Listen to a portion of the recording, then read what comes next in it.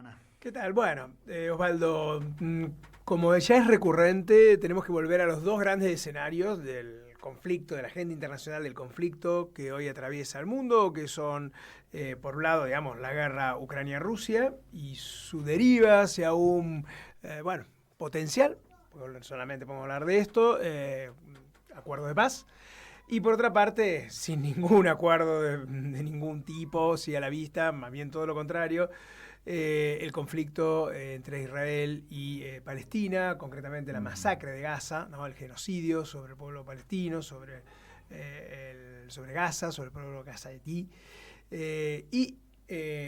Lo que está ocurriendo ya en los últimos días, ya lo medimos por días, ¿no? Desde el domingo, bueno, tenemos una serie de bombardeos, 34 bombardeos. El lunes, un bombardeo brutal, 2 bombardeos brutales, concretamente sobre el hospital más grande que hay en el sur de Gaza, casualmente en la ciudad de Jan Yunis, que se llama Nasser, justamente, y donde, han muerto 15 personas, entre ellos bebé, periodistas, hay otros 4 periodistas, se suman a lo que pasó hace 15 días, ¿no?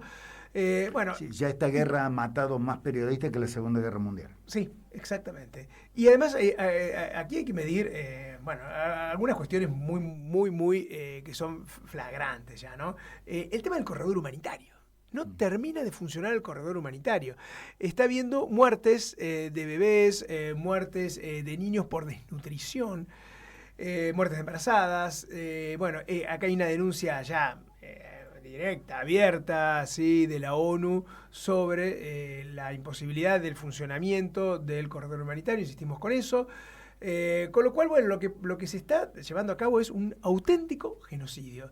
Y con un responsable directo, número 1, que es el gobierno de Netanyahu, y con responsables colaterales, pero también muy comprometidos, como es todo ese sistema digamos, si se quiere, de esas alianzas internacionales que lo sostienen Estados Unidos, los gobiernos europeos, no todos, ¿sí? Pero hay ahí un sostén muy importante que lamentablemente incluye hasta el periférico gobierno argentino, ¿no? En esa práctica letal de sostener un genocidio en 2025. Uno no se imaginó ser coetáneo de un Hitler. Sí, pero lo estamos siendo. Pero estamos siendo del genocidio armenio, ¿sí? Claro. Entre 1915 y 1922-23. Estamos hablando del principio del siglo XX, estamos hablando de mediados, estamos hablando, ¿no?, de los años previos y durante la Segunda Guerra Mundial, ¿sí? Y estamos hablando después en el Congo, en mediados, finales de los 90. Y estamos hablando nuevamente en 2025, y no solo en 2025, ¿sí? Llevamos décadas, pero agudizándose en los últimos años, diríamos en la última década, con el genocidio en Palestina. A este nivel, da la sensación, uno no tiene memoria, ¿no? A este nivel donde ni siquiera puede funcionar un corredor humanitario. Había episodios de 7 días, claro, bueno. Sí, pero hospitales. Sí. ¿Sí? Drones que se dirigen al 4º piso directamente de un hospital para hacerlo. Bueno, en fin, no tiene precedentes en si se quiere, en esa precisión, en la perversidad. Y estamos muy acostumbrados a hablar de la crueldad, ¿no? Yo propongo, sí, cambiar cuando hablemos de crueldad, que ya hay otro componente mucho más serio todavía y patológico, que es la perversidad. Acá hay perversidad. Acá hay, digamos, una política perversa, ya no cruel. Me parece que es importante subrayar esto. Los organismos internacionales, hubo alguno que declaró a Netanyahu criminal de guerra. Es un criminal de guerra. ¿Sí? De hecho, Argentina no podría venir, ¿sí?, por las causas que pero bueno, ya sabemos, digamos, dónde están los pilares que sostienen ese sistema, ¿sí? Bueno, y el otro escenario, como estábamos analizando, sí, es el que tiene que ver con, esta tan promocionada cumbre de paz que comenzó en Alaska, ¿sí?, hace 15 días, que sigue un derrotero bastante siempre extraño, confuso, con idas y vueltas, con mucho acting por parte de Trump, ¿sí? De Estados Unidos. Que el momento Trump de la jornada. El momento Trump de la semana. Que convoca a Zelensky, ¿sí? Que convoca a Putin por otro lado, que hace, digamos, reuniones virtuales con los líderes europeos, mientras, ¿sí? Canadá, por ejemplo, dispone digamos, ayuda, colaboración militar con Ucrania de 1.400 millones de dólares en esta misma semana. Declaraciones del vicepresidente Vance que sostienen que Putin habría aceptado no colocar un gobierno títere en Ucrania, o sea que ya sea por hecho, ¿sí? No colocar un gobierno títere. O sea, son muy particulares. Cuando uno analiza la historia, las cumbres internacionales, no se le ocurriría estos planteamientos. No colocar un gobierno títere ya directamente en Ucrania.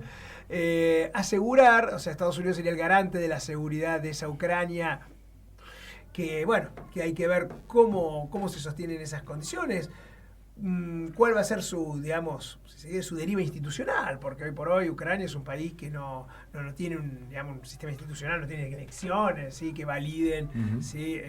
al actual gobierno, etcétera, etcétera. Bueno, en fin, hay un montón de aspectos que tienen que negociarse, mientras la guerra sigue funcionando.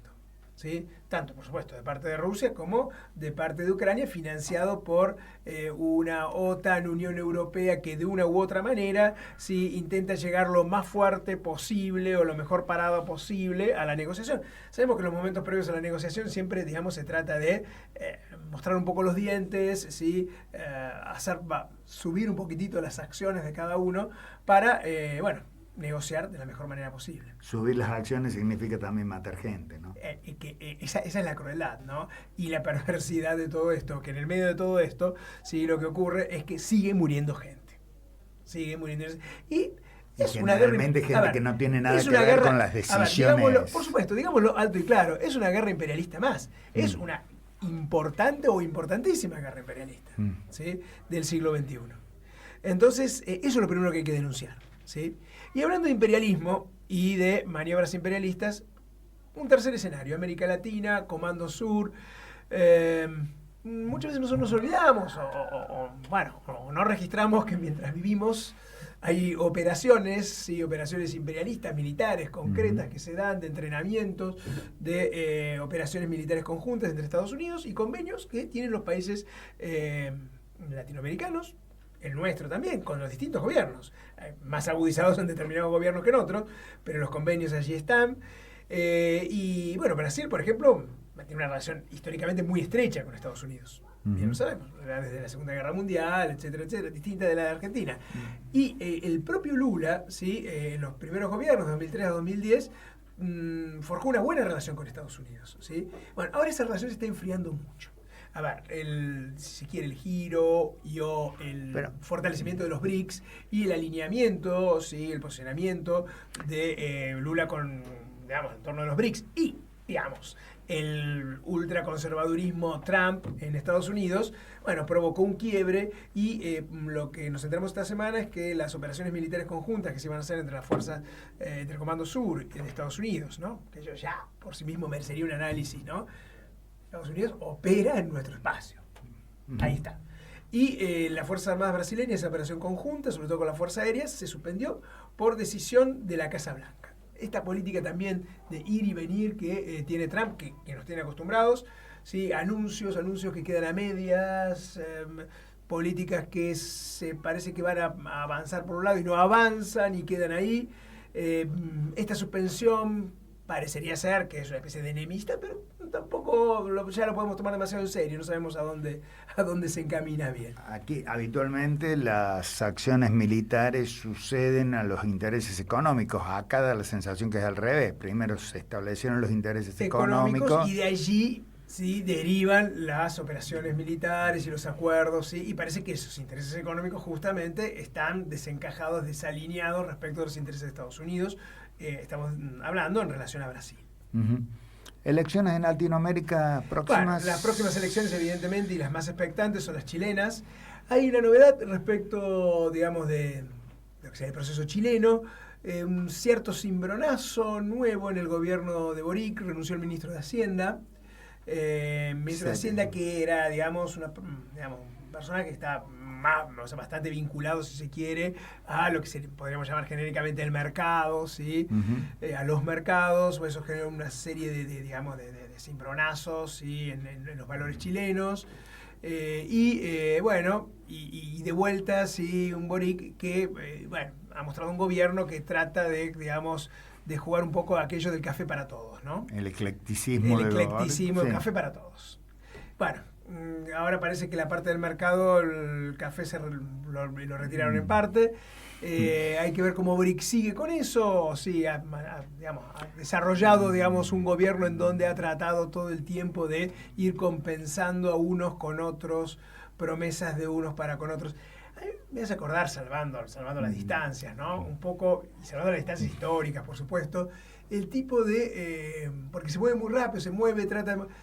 tipo de gobierno como el que en su momento, con los tremendos condicionantes de ese momento de la Argentina de los años 50 y pico, 60, hizo Frondizi, ¿sí? Donde tenía que todo el tiempo estar, ¿sí? Haciendo fuego contra fuego, ¿sí?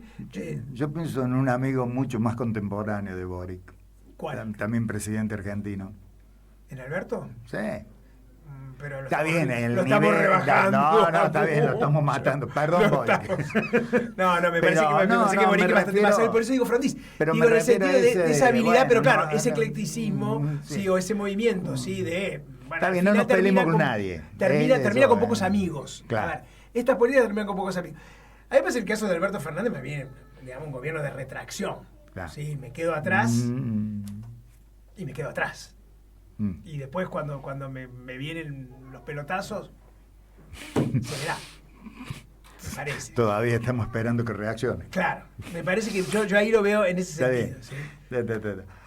Gracias, Damián. Perdón, nos quedaba simplemente el dato de Bolivia. ¿Cuándo son la segunda vuelta? El 19 de octubre.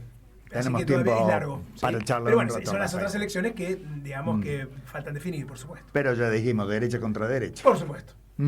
En fin, no son ambidiestros, son 2 veces diestros. Sí, por supuesto.